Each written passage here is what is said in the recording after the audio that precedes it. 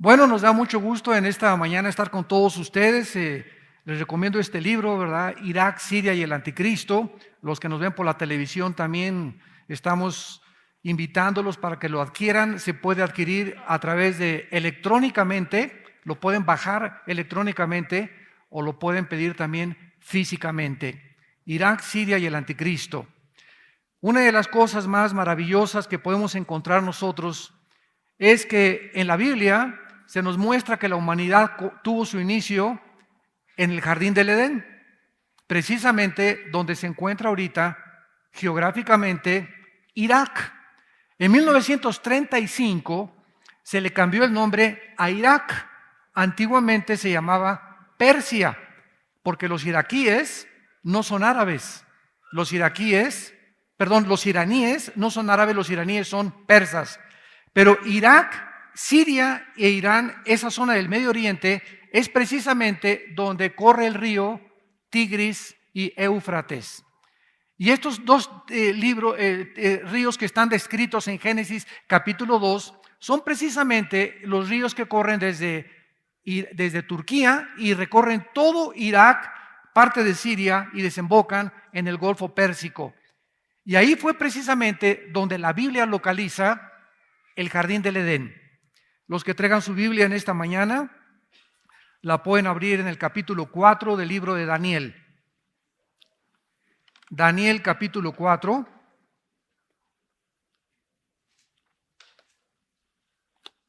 Versículos del 29 al 34.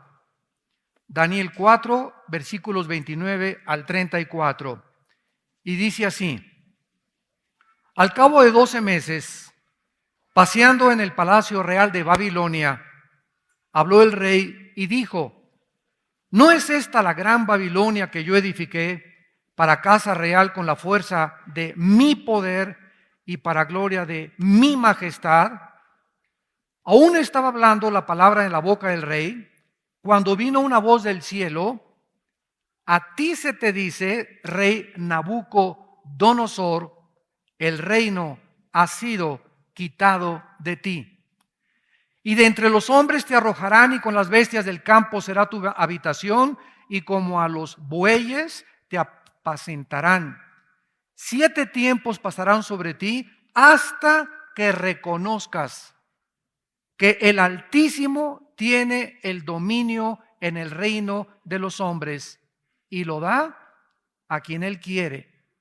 En la misma hora se cumplió la palabra sobre Nabucodonosor, y fue echado de entre los hombres y comía hierba como los bueyes. Su cuerpo se mojaba como el rocío del cielo, hasta que su pelo creció como plumas de águila y sus uñas como las de las aves. Mas al fin del tiempo, yo, Nabucodonosor, alcé mis ojos al cielo y mi razón me fue devuelta, y bendije al Altísimo y alabé y glorifiqué al que vive para siempre, cuyo dominio es sempiterno y su reino por todas las edades. En este capítulo 4 de Daniel nos estamos ubicando históricamente hace 2600 años aproximadamente, precisamente en la zona geográfica donde tuvo su inicio el jardín del Edén o la civilización humana, ya que el jardín del Edén, de acuerdo a la Biblia, estaba situado entre los ríos Tigris y Éufrates. Y es muy interesante que precisamente lo que hace 2600 años pasó con un rey. Nos trasladamos al siglo XXI en el cual nos encontramos y nos damos cuenta que los lugares geográficos donde la Biblia dice que se inició la civilización y donde la Biblia afirma que la civilización va a terminar, es precisamente, damas y caballeros, donde actualmente los medios de comunicación y todos los encabezados actualmente de los periódicos en este mes de agosto del año 2014 en que nos encontramos, Irak y Siria están amenazando al mundo e involucrando a las naciones del mundo para que ya entren a un conflicto que se puede convertir en una tercera guerra mundial. Ahorita está tan grande la tensión en el Medio Oriente entre esta guerra civil que hace algunos años el presidente de Estados Unidos retiró las tropas de Irak porque ya no querían, ¿verdad?, inmiscuirse en la política de Irak y dijeron, pues ustedes, los iraquíes, encárguense de defender su nación. Estados Unidos no quiere ya intervenir ni tampoco regresar al colonialismo, sino que ellos pudieran comenzar a resurgir como una nación. Desgraciadamente, Estados Unidos se retiró anticipadamente, porque Estados Unidos, cuando se retiró, se quedaron en Irak los chiitas, los musulmanes chiitas. Y para que podamos nosotros entender cómo está esta situación, voy a retroceder un poco a la historia, para que podamos tener una más comprensión más amplia de lo que está pasando en el mundo, porque tú como cristiano y yo también necesitamos estar actualizados y entender que lo que la Biblia explica es lo que está pasando a nuestro alrededor, porque esto demuestra las evidencias y la inspiración divina de las Sagradas Escrituras. 600 años después de que Cristo muere, más o menos en el año 620, había un Omar califa o un califa llamado Omar que comenzó a tratar de fundar el califato. ¿Qué cosa es el califato? El califato es el dominio de los califas, o sea, un rey gobernando a todos los musulmanes. Cuando Mahoma muere, entonces se divide los musulmanes en dos ramas. Unos decían, no, es que los musulmanes debemos de gobernar los que venimos de la herencia directa de Mahoma. Y estos fueron los sunnis. Y otros dijeron, no, no, no, es que el derecho de gobernar es democráticamente. No tiene que ser a través del linaje de Mahoma, es por votación. Y ahí nacieron los chiitas. Entonces los mismos hermanos, ¿verdad?, musulmanes, se dividen completamente en dos secciones, los sunnis y los chiitas. Pasa el tiempo y aproximadamente durante 400 años, los otomanos turcos musulmanes comenzaron a gobernar el mundo.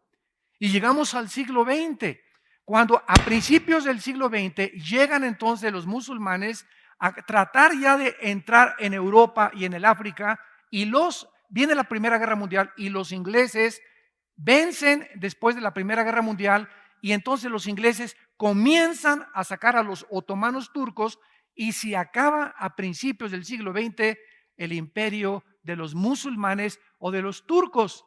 Sin embargo, en la sangre de ellos quedó el deseo de volver a revivir el califato, el dominio de los musulmanes en todo el Medio Oriente.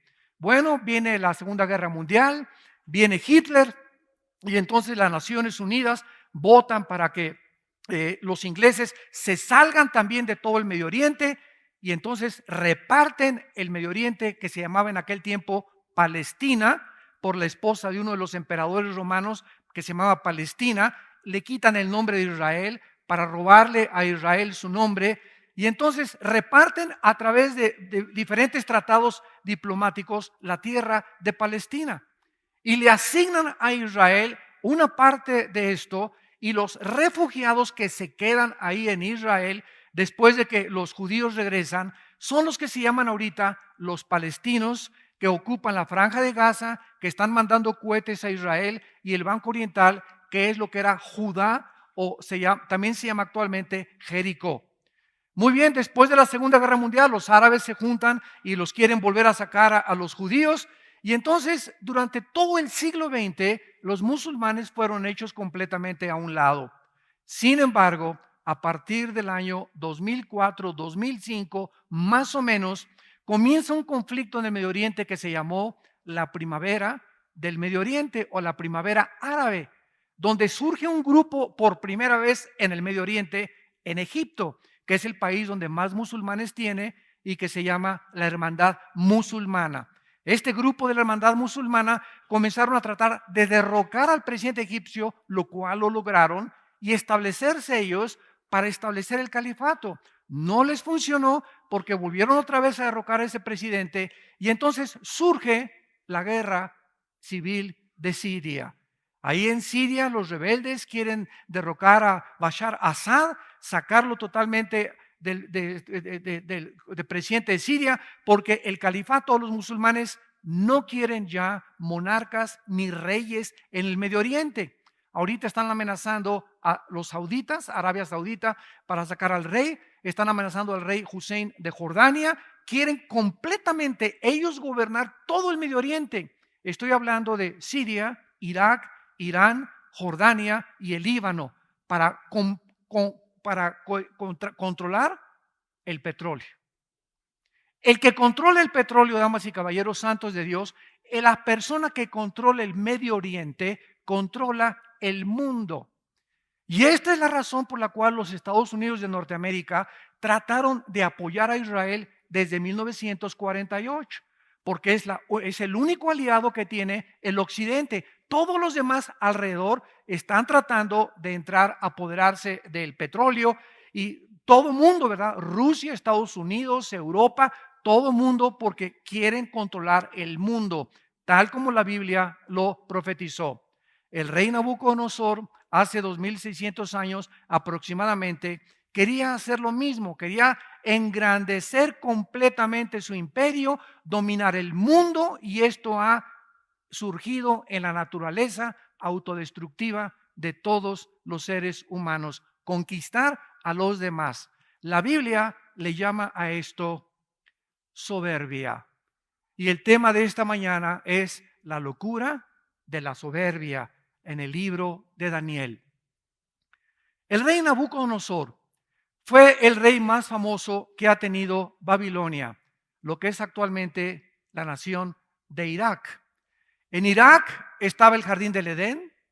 En Irak Dios puso a la primer pareja humana, Adán y Eva. En Irak el primer asesinato se llevó a cabo. Qué interesante, ¿no? El primer derramamiento de sangre cuando Caín asesina a su hermano Abel se llevó en la tierra de Irak. En Irak fue la primera rebelión mundial masiva contra Dios.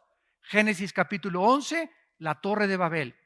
En Irak es donde se han llevado los mayores conflictos. Y de acuerdo a la Biblia, qué interesante que cuando acaba la Biblia, Irak otra vez se convierte en el libro del Apocalipsis. Veamos rápidamente en el libro de Apocalipsis, a los que les interese, en el capítulo 9, tanto al principio de la Biblia como al final de la Biblia, Irak es, después de Jerusalén, el lugar geográfico que más se menciona en la Biblia. En la Biblia aparece con el nombre de Babilonia, o la tierra de Sinar, o la tierra de los caldeos. Dice en Apocalipsis capítulo 9, versículo 11, y tienen por rey al ángel del abismo, cuyo nombre en hebreo es Abadón y en griego Apolión. El primer ay pasó, vienen dos ayes después de esto. El sexto ángel, esto sucede en la sexta trompeta del Apocalipsis. Oyó una voz entre los cuatro cuernos del altar de oro que están delante de Dios, diciendo al ángel que tenía la trompeta: desata a los cuatro ángeles que están atados junto al río Lerma. ¿Eso dice? Junto al río Nilo. Junto al río Támesis. La Biblia es absolutamente específica. La Biblia nos muestra que junto al río Éufrates, donde comenzó la humanidad, donde se llevó el primer pecado, donde estuvo la primer pareja, donde Satanás ya había ocupado antes de Adán el huerto del Edén en el mundo preadámico, donde los ángeles caídos estuvieron ahí tratando de mezclarse y pervertir la genética humana en Génesis capítulo 6. En este mismo lugar geográfico aparece otra vez Irak al terminar la Biblia, y entonces el Espíritu Santo nos corre las cortinas y nos muestra que en Irak se encuentra, porque el río Éufrates está precisamente en Irak. No podemos perder de vista esto. Es inequívocamente, ¿verdad?, absolutamente cierto de que estamos hablando del terreno de Irak. En Irak se encuentran los cuatro ángeles caídos más crueles y más sanguinarios de los que se rebelaron junto con Satanás. Están estos ángeles tan atados ahí en Irak que cuando se desaten van a matar a la tercera parte de la humanidad. Dice a continuación el versículo que acabamos de leer, el versículo 15, y fueron desatados los 4 ángeles, Apocalipsis 9:15, que estaban preparados para la hora, día, mes y año, a fin de matar a la tercera parte de los hombres. Qué interesante, señores sociólogos, señores antropólogos, señores investigadores, que andan buscando ustedes en eruditos y en autores no cristianos y fuera de la Biblia, una información que solamente contiene la Biblia. Precisamente ahorita es en Irak donde se encuentra el conflicto que puede prender la mecha a una tercera guerra mundial. Es tan grave ahorita la situación en Irak que ahora sí ya, después de que en Irak se levanta un nuevo grupo que ya no es la hermandad musulmana, ahora en inglés es ISIS, ¿verdad? Que es el Estado Islámico. Entonces, este grupo islámico que en inglés se llama ISIS, Islamic State de Irak y de Siria, que es la traducción al español, quieren revivir el califato bajo un hombre que se llama Abu Baghdadi. Y este hombre está junto a un ejército de 20,000 hombres. Al Qaeda es Pinocho junto con ellos. Los mismos líderes de Al Qaeda han dicho, ni siquiera nosotros tenemos la crueldad de cortarle las cabezas y abrir los vientres de las mujeres y exhibirlos por todos lados, como lo hemos visto, con la sangre fría de estos grupos, completamente, nosotros lo sabemos, completamente endemoniados. Es un ejército de demonios en el Medio Oriente, que están avanzando ya desde Siria, tomaron Mosul, tomaron Tikrit, que era la ciudad donde nació Saddam Hussein, y están avanzando hacia Bagdad. Ahora que comenzaron a avanzar hacia Bagdad, el grupo del Estado Islámico, entonces Estados Unidos despertó, el presidente Obama despertó y dijo, Dios mío, comenzaron por todos lados, ¿quién los va a detener? Si llegan a Bagdad, en Irak, donde todos son chiitas, en Arabia Saudita son chiitas, en Irán son chiitas, y de una forma tienen que detener a los sunnis musulmanes que no se apoderen de Bagdad, ¿quién lo va a hacer? Entonces Estados Unidos consintió de comenzar a mandar aviones F-18 de guerra para comenzar a bombardearlos desde el aire, porque no quieren mandar tropas terrestres todavía, porque costaría billones de dólares que Estados Unidos ya no tiene. Entonces hay un vacío impresionante en el mundo de liderazgo. Durante más de 60 años, desde la Segunda Guerra Mundial, ¿quién ha tenido la preeminencia? ¿Quién ha sido el policía del mundo para combatir a los nazis, a los fascistas y a los comunistas? Estados Unidos de Norteamérica, con Europa, Inglaterra, etcétera, etcétera. Pero ahora que Estados Unidos ha caído económicamente, ahora que Europa se encuentra, España, Portugal, Grecia, Italia en la bancarrota económica, ahora que Alemania ya no tiene dinero para prestarles a las naciones para poder ayudarlas como tenían después de la Segunda Guerra Mundial, hay un vacío impresionante en el mundo. Y este vacío, ¿quién lo va a ocupar? ¿Quién va a cuidar ahora a todos estos salvajes de que se apoderen del mundo? Antes era Estados Unidos, Inglaterra y Europa, ya no quieren entrar. ¿Por qué no han podido detener a Putin? Putin llega con sus tropas descaradamente a Ucrania. Se apodera de la península de Crimea, donde está el Mar Negro y donde está la base naval más grande de Rusia. ¿Por qué? Porque de ahí brinca Rusia, tal como Ezequiel capítulo 38 lo profetizó hace 2500 años en la Biblia. Rusia, Magog, Rosh y Magog van a brincar junto con Irán para atacar a Israel y apoderarse del petróleo. Todas las cosas que están profetizadas en la Biblia, ¿verdad? Lo tenemos en este libro que escribí y lo pueden encontrar ustedes también en la palabra de Dios. Pero ¿quién va a detener ahora este grupo? Pues están tratando de bombardearlos desde el aire y entonces ahora Europa dice ya no podemos entrar. Y ahora Putin, sabiendo claramente, el presidente de Rusia, de que hay un vacío de liderazgo, que Obama no va a ejercer el liderazgo militar, ya comienza a avanzar. Esta semana pasada mandó más de 50 camiones con la bandera de ayuda para alimentar a los pobres, cargados completamente de armas, para poder conquistar completamente después de Ucrania, Lituania, Estonia y las naciones que están frontera con Rusia, y comenzar a resurgir. Él quiere resurgir a la antigua Unión de repúblicas soviéticas. Los musulmanes quieren volver a resurgir el nuevo califato. Y por todos lados alguien tiene que levantarse. Ahora que Estados Unidos está completamente hecho a un lado, alguien tiene que levantarse y tomar el liderazgo. La pregunta es, ¿quién lo va a tomar? Y la persona que tome el liderazgo es la que va a precipitar al mundo a donde las profecías bíblicas dijeron que el mundo se dirigía.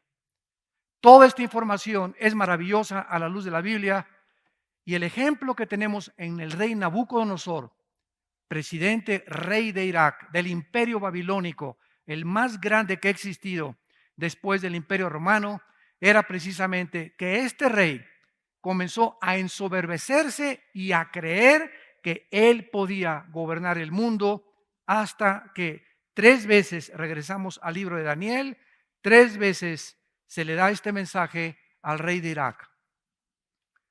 3 veces Dios les habla a los líderes, a los gobernantes, y tú puedes decir en esta mañana, a los que nos ven por televisión, yo no soy presidente de ningún país, yo no soy dictador de ningún país, yo no soy líder todavía mundial de ningún lado, pero quiero decirte que tú eres líder de tu familia. Tú eres líder de tu casa, de tus hijos y de tu esposo. Y este mensaje es para todos aquellos que tienen un liderazgo, porque el liderazgo en la Biblia lo dio Dios en la iglesia, en la familia y en los gobiernos al varón. Pueden discutir lo que ustedes quieran, es clarísima la Biblia. En la casa el varón es el responsable, y a quien Dios hará responsable de los problemas que surjan en el hogar. Y si hay un divorcio, a menos que sea por adulterio, que tu mujer se fue con Juan Charrasqueado, ¿verdad? Entonces es muy diferente. Pero fuera de eso, nosotros somos los que tenemos que poner el liderazgo en la casa, responsables económicamente de la casa, moralmente de la casa, y que nuestros hijos caminen bien, que no introduzcan drogas a la casa, que vean nuestros hijos en nosotros el ejemplo. Y así como nosotros somos responsables, y algún día vamos a dar cuentas a Dios. Algún día, cuando tú mueras y yo muera, vamos a estar ante el tribunal de Dios. Te puedes reír todo lo que quieras y puedes burlarte todo lo que quieras de Dios, pero está escrito que tienes que morir. Y cuando tú mueras, qué susto te vas a llevar. Y esto es un mensaje que Dios le da a todas las personas, para que entendamos que no somos dioses. Vean ustedes este mensaje en el versículo 17, 25 y 32 de Daniel capítulo 4. Dice el versículo 17, la sentencia es por decreto de los vigilantes, o sea, los ángeles que Dios mandó a darle este recado a Nabucodonosor. Y por dicho de los santos, la resolución, para que conozcan los vivientes que el Altísimo gobierna el reino de los hombres, y a quien Él quiere lo da, y constituye sobre Él al más bajo de los hombres.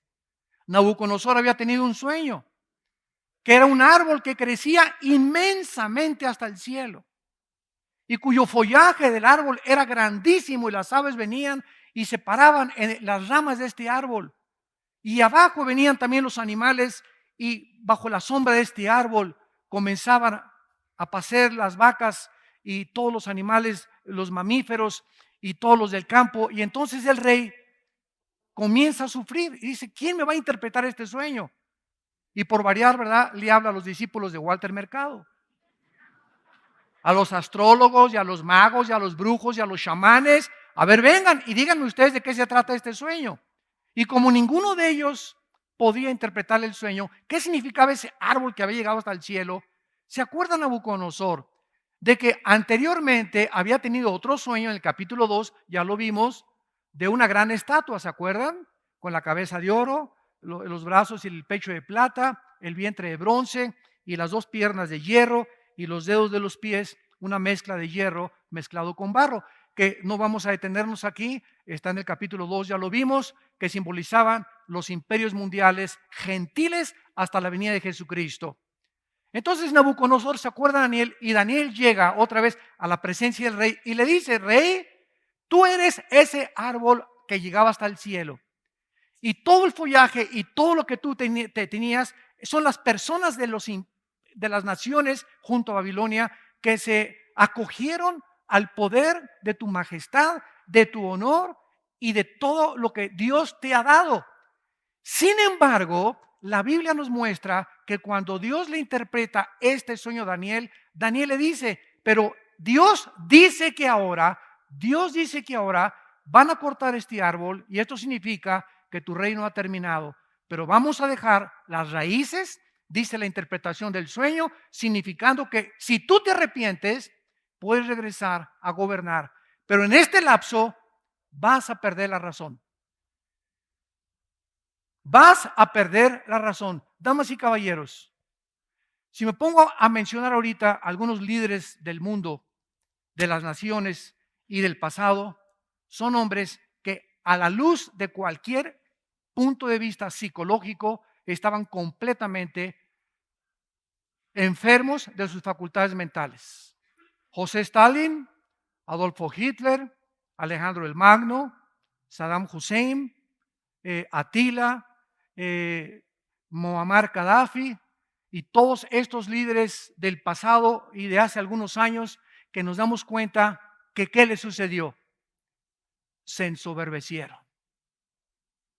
Se ensoberbecieron. ¿Y cómo acabaron estos líderes? Y lo que dice la Biblia, ¿verdad? Dice en el versículo 17, la sentencia es de los vigilantes hasta que conozcan los vivientes que el Altísimo gobierna. Y cuando Daniel le comienza a interpretar todas estas cosas, le dice claramente en el versículo 23, y en cuanto a lo que vio el rey, que un vigilante santo descendía del cielo y decía: corten el árbol, destrúyanlo, mas la cepa de sus raíces dejen en la tierra con atadura de hierro y de bronce en la hierba del campo, y sea mojado con el rocío y con las bestias del campo, sea su parte, hasta que pasen sobre él 7 tiempos. Esta es la interpretación, mi Señor. Versículo 25, que te echarán de entre los hombres. Con las bestias del campo será tu morada, con hierba del campo te apacentarán, como a los bueyes, con el rocío del cielo serás bañado, y 7 tiempos pasarán sobre ti, hasta que conozcas, por segunda vez se le dice, hasta que conozcas que el Altísimo tiene dominio en el reino de los hombres y que lo da a quien Él quiere. ¿Qué ha sucedido con todos estos dictadores? ¿Cómo murió Hitler? Escondido como un pollo mojado, remojado, en un búnker, y agarra la pistola y se vuela la tapa de los sesos. El mismo hombre que años antes o meses antes había dicho: yo soy el líder del Tercer Reich. Y donde todos los hombres decían: ¡ja, Hitler! Y donde todos los alemanes, 85 millones de alemanes, creyeron que él era el Salvador, el Mesías que esperaban, que volvería también, después de perder la Primera Guerra Mundial, resurgir Alemania a su antiguo poder. ¿Cómo acabó Hitler? Completamente tirado en el suelo, matándose y quitándose la vida junto con su esposa Eva Braun. ¿Cómo acabaron todos los demás dictadores? ¿De qué manera acabó Saddam Hussein? En un hoyo de 2 metros de Hussein con sus reinos en Irak. Tenía yates, tenía palacios, tenía tronos de marfil que se mandó a hacer, mandó a traer tapetes de Persia, de Irán, mandó a traer cristales italianos de Italia. Cuando llegaron en los 90 los ejércitos de la coalición dirigidos por el general Schwarzkopf, norteamericano, a Bagdad para tratar de comenzar a ver todo, se asombraron de las riquezas de este hombre que se paraba y le besaban la mano a todas las personas.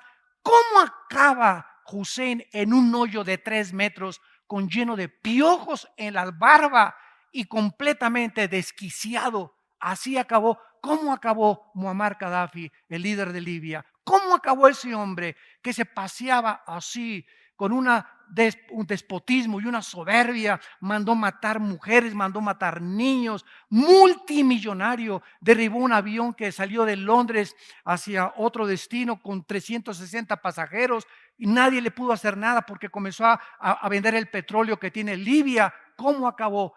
Muammar Gaddafi acabó en una alcantarilla de una de las calles de Trípoli, metido ahí escondido como ratoncito. Lo encuentra el pueblo, lo sacan, le dan una madrina de aquellas, lo arrastran por todos lados, lo patean, lo sodomizan y le dan un balazo en la ambulancia. Así acabó ese hombre, como un perro completamente sarnoso. ¿Cómo murió Benito Mussolini en Italia? El contrapache, ¿verdad? Y el amigo y socio de Adolfo Hitler, Benito Mussolini, otro dictador déspota, soberbio, lo agarran en la plaza de Florencia y lo cuelga el mismo pueblo, Todos estos hombres, Hussein, Hitler, Gaddafi, Mussolini, son del siglo XX, de nuestra época o de la época de nuestros padres o abuelos. Y el mundo no entiende, y los líderes que están ahorita y que siguen vivos, los siguen sin entender que Dios es el que gobierna. Él es el único soberano. Y si tú que me escuchas tienes un puesto político, de gobernante, de autoridad, o tienes una fábrica que has prosperado o un negocio que has prosperado, nunca te ensoberbezcas. Ni creas ni digas, es que mi esfuerzo y mi negocio y mis capacidades intelectuales y físicas me han podido dar lo que yo tengo alrededor. Te equivocas con todo el corazón. Porque sabes una cosa, los vigilantes acaban de decir, sobre ti vas a caer. Ya está puesta el hacha a los árboles y cualquier árbol que no dé buen fruto será cortado. Miren ustedes en el libro de Deuteronomio, en el Antiguo Testamento, en el capítulo 8. Dios, desde antes que su pueblo entrara a la tierra de Canaán, Dios sabe lo que hay en el corazón humano. Soberbia. A continuación vamos a explicar lo que es la soberbia. Porque tú puedes creer que no lo eres y secretamente serlo y no te has dado cuenta. Y es un veneno grandísimo que va a impedir y va a seguir impidiendo que Dios te bendiga. Hay cantidad de cristianos. ¿Por qué no me bendice? ¿Por qué no prospera mi negocio? ¿Por qué no salgo adelante? ¿Por qué no tengo paz? ¿Por qué tengo que usar pastillas tranquilizantes, Equanil, Valium? ¿Por qué estoy en este estado de estrés? ¿Por qué no puedo descansar ni cuando me voy a acostar? ¿Por qué no tengo paz? Puede ser en lo más profundo de tu vida que vives con soberbia. Y si hay un pecado que Dios abomina, es la soberbia. Y antes de que su pueblo entrara a Canaán, Dios les advirtió, versículo 11, cuídate de no olvidarte de Jehová tu Dios. Deuteronomio 8, versículo 11. Para cumplir sus mandamientos, sus decretos y sus estatutos que te ordeno hoy. Escucha la advertencia. No suceda que comas y te sacies y edifiques buenas casas en que habites y tus vacas y tus ovejas se aumenten y la plata y el oro se te multipliquen y todo lo que tuvieres se aumente. ¿Y cuál es el problema cuando comenzamos a prosperar y en nuestro corazón hay soberbia? Se enorgullece nuestro corazón. Esta es la razón por la cual muchos de ustedes no han sido bendecidos tal vez económicamente. O no han podido prosperar a otro nivel y sigues como perico perro desde hace 10 años. ¿Por qué? Porque si Dios te bendijera, y ahora se ha hecho la famosa herejía de la doctrina de la prosperidad. No, tú haces esto, haz un pacto, ¿verdad? Y vas a tener dinero y vas a tener el otro, y se va a sanar tu esposa y todo va a decir vencido, pero nunca dicen las condiciones para eso. Claro que Dios nos quiere bendecir, pero si tú eres una persona humilde de corazón. Porque si Dios te bendice con dinero y tú eres soberbio en tu vida, ese dinero, esos negocios que estás haciendo, se van a convertir en tu vida en una maldición. ¿Sabes por qué? Porque cuando uno tiene dinero o cuando uno prospera sin Dios, no sabe cómo usar el dinero. Y lo vas a usar y te lo vas a gastar en lo que menos te imaginas. Y tus negocios van a comenzar a fracasar porque hay un problema en tu vida. Ya Dios no te quiere dar más. Porque no eres generoso ni eres administrador de lo que Él te ha dado. El que es fiel en lo poco, será fiel en lo que tiene mucho. El que en lo poco es infiel, no esperes que Dios te dé más. Porque en lo poco que Dios te ha dado, no ha sido fiel. Entonces, este es el peligro, que se enorgullezca tu corazón. Escucha lo que dice. Y te olvides de Jehová tu Dios, que te sacó de la tierra, de Egipto, de casa de servidumbre.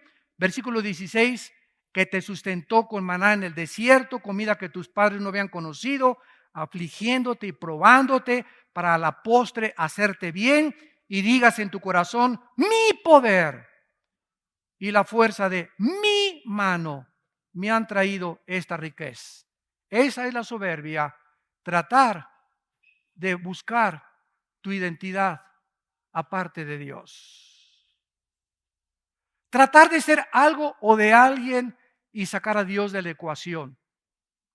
Tratar de creer que podemos llegar a los 50, 60 años de edad y podemos hacer esto, artistas de cine o deportistas, políticos o en el área en la que tú te encuentres, y creer, tú puedes llegar a alcanzar eso, sí lo puedes llegar a alcanzar, pero ¿sabes una cosa? Ve los artistas que se están suicidando, ve las cantantes que se están quitando la vida. Oye, Whitney Houston, qué voz más preciosa esta negrita. Tenía todo joven, no más de 40 años. Millonaria, se quita la vida. La que vestía a la esposa del presidente Obama, que era esposa o amante, no sé, de los Rolling Stones, se suicida en su closet y se cuelga. Era la modista más famosa de Nueva York. Este muchacho que hizo una película de hacer reír a todos los niños, Robin Williams, se acaba de quitar la vida en una depresión profunda. Y dice, es que yo por afuera reía y lloraba por dentro. Y las gentes, dijo Robin Williams a uno de sus familiares una semana antes de morirse, la mayor parte de la gente en Hollywood son unos hipócritas. Ninguno manifiesta la cara que tienen verdaderamente. Porque todo es una apariencia, un maquillaje. Muy poca gente vamos a encontrar que te va a mirar y va a ser contigo tal como Él es. Las personas, la mayor parte de las personas en el mundo se acercan a muchas personas por el favor que les vas a hacer, por el negocio que les vas a hacer, porque tienes o porque no tienes, y en cuanto dejes de tener, ni quien se acuerde de ti, ni tu perro te va a ladrar. La apariencia. Y cuando venimos al cristianismo, se nos urge, se nos exhorta que seamos sinceros unos con otros. Que no nos miremos con hipocresía unos con otros. Ay, hermano, ¿cómo está? Aleluya, gloria a Dios al Eterno. Tiene cara de avispa. Me acabas de saludar y te das la vuelta y hablas mal en contra de esa persona. Eso es hipocresía. Y eso lo ve Dios porque Él conoce nuestros pensamientos. Salmo 139. Tú conoces mis pensamientos, Señor. Él sabe lo que pensamos. Y esta es la razón por la cual no hay bendición muchas veces en las vidas de muchas vidas que nosotros tenemos y que conocemos en nuestra familia y alrededor también. Ahora vemos nosotros, en penúltimo lugar, de qué forma este rey perdió la razón. ¿Qué es lo que pasa con todas estas personas soberbias? Mira, la soberbia te hace perder la brújula. ¿Quién es una persona enferma mentalmente de acuerdo a la Asociación de Psiquiatría en California? Hay más de 100 características que mencionan que una persona no es normal. Pero el presidente de esta Asociación de Psiquiatría en California, ¿saben lo que dijo en una reunión? Es que hemos llegado a un punto, los psiquiatras y los psicólogos, que no sabemos si nosotros estamos más locos que los pacientes. Hemos llegado a un punto donde ¿quién va a tener el parámetro de qué es normal? normal ya. Para los que se casan hombres con hombres y mujeres con mujeres, para ellos es normal. La sociedad lo acaba aceptando como algo normal. Dice la Biblia que no, que es una locura, que es insanidad mental completa. Han perdido la brújula y le están llamando a lo malo bueno y a lo bueno malo. Hemos llegado a un punto en la sociedad en la que vemos la televisión y ya es normal ver adulterios en las telenovelas. Ya es normal que las niñas se acuesten antes de acostarse con sus novios. Ya es normal tener un amante, una canita al aire. Ya es normal violar, ¿verdad?, a la sociedad, violar al gobierno, no pagar impuestos, etcétera, etcétera. Y ya es normal y no es normal, pero nosotros le llamamos normal. Y esto es un síntoma de que algo está mal con el ser humano. No hay ninguna religión que te diga cuál es el problema humano más que la Biblia. El pecado. Todas las religiones enseñan algo, es verdad. Cuando alguien me dijo, el cristianismo es Cristo enseñando algo, les dije, no es cierto. Todos los líderes religiosos enseñan algo, pero ninguno te rescata. Y el cristianismo es diferente a todas las religiones en que el fundador del cristianismo no solamente fue un gran maestro de moral, sino que él vino a dar su vida y pagar por nuestros pecados. Gloria a su nombre.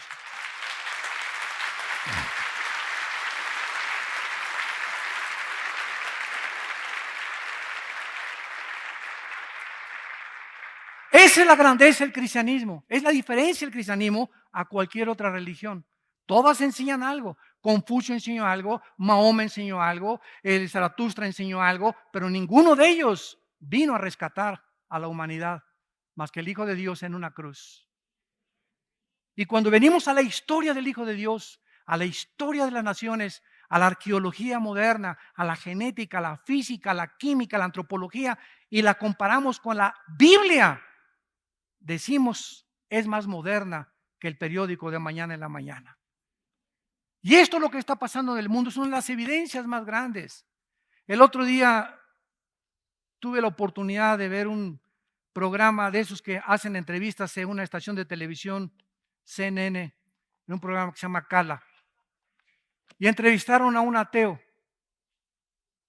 entrevistaron a un cura católico y entrevistaron, entre comillas, a un teólogo de una universidad de Florida.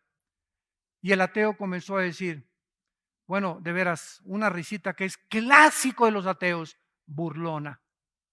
Yo todos los debates que he tenido con ateos siempre, sí, ¿verdad? Sí, estás loco. Siempre tiene esa actitud burlona. Que es una soberbia impresionante que los caracteriza, que creen que ya para ser ateo tienes que ser omnisciente, tienes que haber conocido ya todo absolutamente y concluir en todo lo que sé y en todo lo que he investigado, concluyo, no existe Dios. No conoces ni dónde está Zapopan. Y el ateo dice, es que el Dios del Antiguo Testamento era un dictador, mandó matar a las personas. Y es una contradicción, atacando desde siempre. El ataque no es contra los musulmanes, ni contra los budistas, ni contra, es siempre los ataques siempre serán contra el cristianismo y contra la persona de Cristo. Nunca atacan a Buda, nunca atacan a Zoroastro, nunca atacan a Confucio, siempre es Cristo, la cruz o el cristianismo. Qué interesante, ¿verdad? No es coincidencia. Y dice, el Dios del Antiguo Testamento es un Dios soberbio, es un Dios déspota que manda matar a los cananitas, y en el Nuevo Testamento aparece otro Dios que se llama Cristo, que es el Dios de amor. ¿Qué contradicción dice? ¿Cómo me pueden explicar eso? Y el teólogo se acerca con él y le hace su sobadita y le dice, no, pues sí es cierto, ahora yo estoy de acuerdo que el Dios del Nuevo Testamento es Dios de amor, el del Antiguo Testamento es un dictador. El que mejor respuesta tuvo fue el curita de Nueva York. Por lo menos dijo cosas coherentes, me sorprendió. Reflejaba bastante paz el hombre y contestó claramente, ¿verdad? Claro que Dios es amor, pero Dios es un Dios también en el que en su carácter tiene que castigar la maldad. Si la maldad no fuera castigada, ¿qué sucedería? ¿Qué pasaría si no hubieran detenido a Hitler, a los nazis? ¿Qué hubiera pasado si no detienen a Mussolini en el fascismo en Italia? ¿Qué hubiera pasado si no se detiene a la Unión de Repúblicas Socialistas y expande el comunismo en toda Europa? ¿Qué hubiera sucedido? Estaríamos completamente a merced, estaríamos encarcelados a merced de dictadores. Y se tiene que usar la fuerza, señores, y la violencia y el ejército y los balazos y los macanazos, desgraciadamente, contra la violencia del ser humano y el pecado del ser humano. No hay otra forma de detener la maldad. Imagínate que te pasaras el alto y el policía te dijera peace and love. Como no me hacen nada, ¿verdad? No, pero si me ven, ¿verdad? No me lo paso porque hay una fuerza restrictiva que está diciendo, hay una consecuencia si me paso un alto, hay una consecuencia si violo las leyes de una sociedad, hay una consecuencia si no llevo mis exámenes a la escuela, me reprueban y me pueden expulsar, hay consecuencias de nuestras acciones y las consecuencias muchas veces son graves. Y no le eche la culpa al juez que te condena a cadena perpetua, sino a la maldad que no has querido sacar de tu propio corazón, a la soberbia de vivir independiente de Dios. De creer que puedes encontrar tu identidad, no en los Rolling Stones, no en Madonna, no en el deportista, no en aquello. Por eso hay tanto idolatría en el mundo de deportistas, artistas. Cada presidente que entra es el Salvador, ese es el Mesías. Siempre la gente en los hombres, en los hombres, en los hombres. Y ningún hombre es perfecto para poder cambiar nuestro corazón. Cristo vino a cambiar nuestra vida interna, a librarnos de esa soberbia, para que entendiésemos que separados de Él, nada podemos hacer. Vean ustedes aquí en Proverbios capítulo 11, versículo 2, en el Antiguo Testamento, dice la Biblia, hablando de la soberbia, el rey Salomón. Proverbios capítulo 11, versículo 2. Cuando viene la soberbia, viene también la deshonra, mas con los humildes está la sabiduría. Toda persona que se levante contra Dios, llámese padre de familia, dictador, diputado, juez, presidente, gobernante, director de una compañía, llámese como le quieras llamar, cualquier persona que busque su identidad o busque creer, encontrar en la vida su identidad aparte de Dios, será deshonrado tarde o temprano, como lo han sido estos dictadores que acabamos de mencionar. No es coincidencia que todos estos grandes hombres que se sentaron en tronos de oro, que tuvieron el clamor y la alabanza de millones de personas, acabaron como ratas, como perros sarnosos, desposeídos de toda su gloria, de su familia, de sus hijos. Su mismo pueblo los crucificó. La soberbia es hermana de la deshonra, mas con los humildes está la sabiduría. No hay ninguna persona en esta mañana que nos escuche, tampoco a través de los medios masivos de comunicación. No hay ninguna persona que pueda tener sabiduría para educar a su familia, para educar a tu esposa, para mantener tu matrimonio, para administrar sabiamente tu negocio, que no sea humilde. Porque es la humildad la característica imprescindible para poder administrar, gobernar una nación, gobernar mi casa, gobernar la escuela, mi negocio, todo mi dinero, mis cuentas del banco. Necesito sabiduría. Y esta sabiduría Dios la da solamente a los humildes, a los que han reconocido que el Altísimo gobierna, que cada mañana que me levanto, tengo que estar de rodillas ahí junto a mi cama diciéndole: Padre Santo, tú eres el único que este día me vas a sostener. Yo separado de ti no puedo hacer nada, no soy nadie absolutamente sin ti, Señor. Ayúdame con mi esposa, ayúdame con mis hijos, dame sabiduría para administrar este dinero, dame sabiduría para este negocio, dame sabiduría. Me levanto en la mañana, me lleno de la palabra de Dios, tengo comunión con Dios y comienzo a enfrentar la vida con esa sabiduría que solo el Espíritu Santo puede dar. Y esa sabiduría, escuchen, siempre va acompañada de paz interior. Nos sentimos tranquilos. Llegamos en la noche a la casa y me acuesto tranquilo. Y no estoy como Pepita en comal.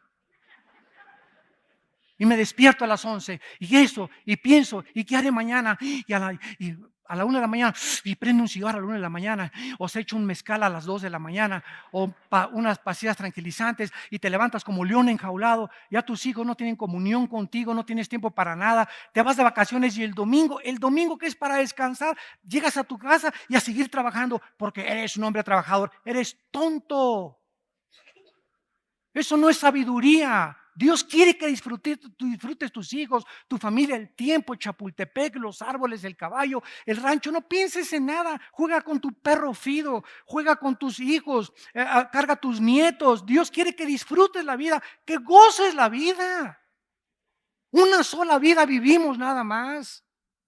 ¿Crees que vale la pena vivirla miserablemente como hasta este momento muchos la han vivido por la soberbia de su corazón? Dice Proverbios 16, versículo 18. Antes del quebrantamiento es la soberbia, y antes de la caída, la altivez del espíritu. Tarde o temprano, todos los soberbios serán quebrantados. ¿Por qué fueron quebrantados? Porque antes de que Dios mete la hacha al árbol, el árbol se infló como un pavo real. Y estabas así como guajolote. Como guajolote, ¿verdad? Te creías el rey, papucho de papuchos. Yo aquí, ¿verdad? Y guapo o bella, esto y el otro. Manejabas tu carro así, no volteabas. Al que te limpia los vidrios, quítate, chamaco feo, mugroso, no pares. Espérame tantito, ¿verdad? ¿Cuánta soberbia hay en el corazón? Ese pobre muchacho que te está limpiando los vidrios o que te da grasa en los zapatos, no tuvo la oportunidad que tú tuviste para ir a la universidad. No tuvo los padres ni los abuelos que tú tuviste para haber heredado lo que tú tuviste. ¿Crees que tú eres suficiente porque eres doctor o porque tienes un título, porque tienes dinero? ¿Te crees superior a un albañil, a un plomero, a un carpintero, a un chofer? ¿Por eso crees que tienes el derecho de tratar a esa gente de esa manera porque los consideras más bajos que tú? Eso se llama racismo. Y el racismo es una enfermedad del alma que hace creer a muchos seres humanos que por el color de ojos, color de piel, posición social, posición del club, les da el derecho de creer que son diferentes a los demás. Soberbia. Y Dios abomina esta soberbia. Llegas aquí a una iglesia como esta de Vía para el Mundo aquí en Toluca y te dice el del seguridad, no se estacione ahí. ¿Y tú quién eres? ¿Sabes quién es? No es nadie tal vez. ¿Y tú que eres peor que él? Tú eres un chícharo de aguapuerca. ¿Quién eres tú? Y contesta, ¿y tú quién eres? ¿El rey de este mundo? Eres una persona asignada por los pastores para ayudar a acomodar los carros. Pero tu soberbia, ¿usted quién es? Y yo no sabe, ¿qué no vio las placas que traigo? Uno sabe quién soy yo, que vengo de traje y todo. Quítese. Así nos han reportado muchas veces que muchas personas llegan así, que les dicen a los edecanes también, quítese. O te dicen, no se sienten ahí, yo me siento donde me da la gana. Soberbia. ¿Por qué? Porque tu corazón te dice, yo no tengo por qué humillarme contra esa persona. ¿Quién es? A menos que tenga un tipo de militar o alguna cosa. No, es un trabajador de la iglesia. Y a cualquier persona que trates de esa manera es porque en tu corazón te crees superior y nadie se puede atravesar en tu camino porque ya llegó el rey de Hollywood. Y finalmente leemos nosotros en Mateo capítulo 23, el Señor Jesucristo, versículo 12, hablando acerca de este pecado tan grande que tuvo Nabucodonosor, que le hizo perder la razón. Y Nabucodonosor descendió. ¿A qué nivel descendió Nabucodonosor? De los animales. ¿Cuál es el nivel de los animales? Mira, los animales matan por sobrevivir. La jungla la naturaleza está llena de violencia. Ve esa serie en la televisión Animal Planet en lugar de las telenovelas. cosas que te edifiquen, y ves las hormigas entre ellas matándose a las grandes, la ley del más fuerte. El tiburón comienza a los chiquitos, los leones, ¿verdad?, sobre las cebrillas indefensas. Es una violencia en la naturaleza, pero toda esa violencia que ves, ninguno de ellos, ni las hormigas, ni los leones, ni los cocodrilos, ni los tiburones, a ninguno de ellos va a juzgar Dios. Todos ellos no son culpables de esa violencia.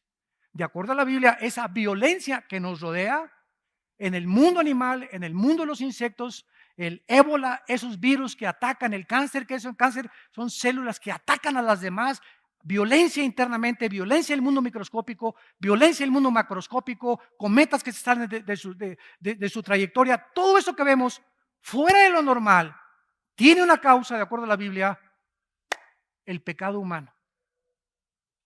Cuando Dios creó al hombre a su imagen y semejanza, Dios asoció la moral del ser humano con lo que pasa alrededor.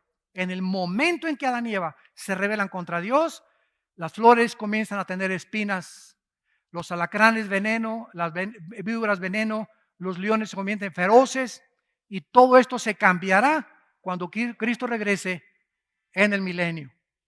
Entonces, qué interesante, ¿verdad?, que mientras más pecado, más fuerza la naturaleza se venga de nosotros. Vean, hace 15 años, tornados, terremotos, huracanes como jamás hemos visto, las cosas que están pasando. Ahorita está a punto de explotar en Islandia un volcán también. Todo lo que está pasando, ¿dónde está Dios? ¿Dónde está Dios? Dios está en tu corazón si tú quieres tenerlo. Pero sabes una cosa, todo lo que está pasando es por el pecado humano. Ya, hombres con hombres, mujeres,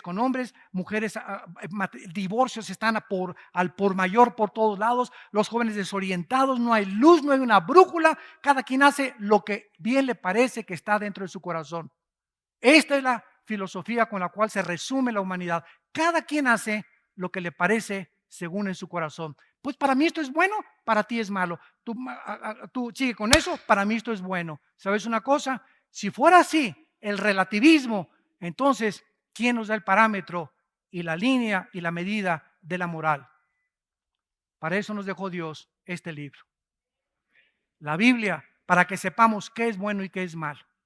Si Dios condena algo aquí es porque es malo. No lo dices tú, la doctora Corazón, Walter Mercado, el psiquiatra, ni el psicólogo. Lo dice Dios. Él estableció las leyes morales para que sobreviviéramos.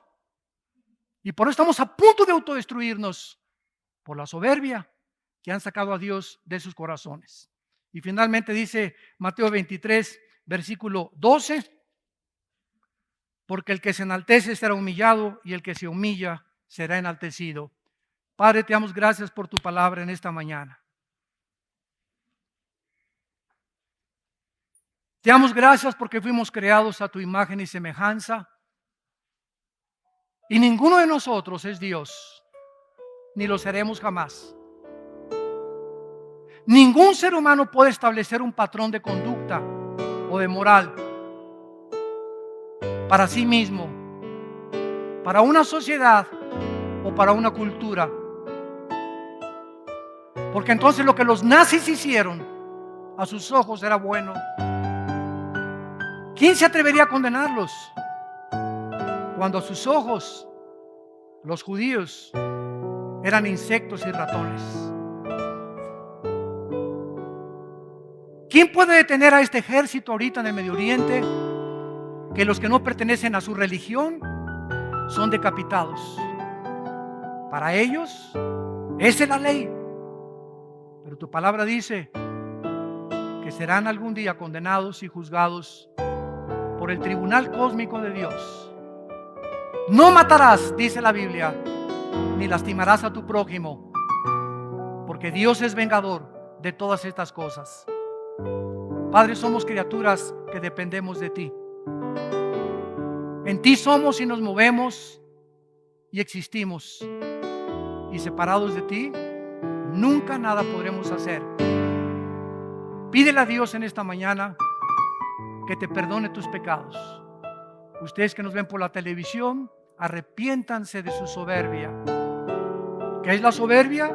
Has vivido buscando tu identidad en el dinero, los placeres, en alguna persona, en tu trabajo y no en Dios.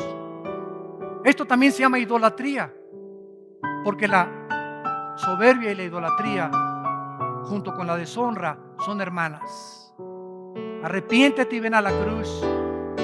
Y ve a ese hombre que no estimó el ser igual a Dios como cosa que aferrarse, sino que se despojó de sí mismo, tomando forma de un siervo semejante a nosotros, y estando en esta condición, se humilló. El creador del universo baja al mundo a humillarse, a lavarnos los pies para que sigamos sus pisadas. Dile: Señor, perdona mis pecados, mi soberbia. Ya no quiero vivir así. Reconozco que he vivido independiente de ti.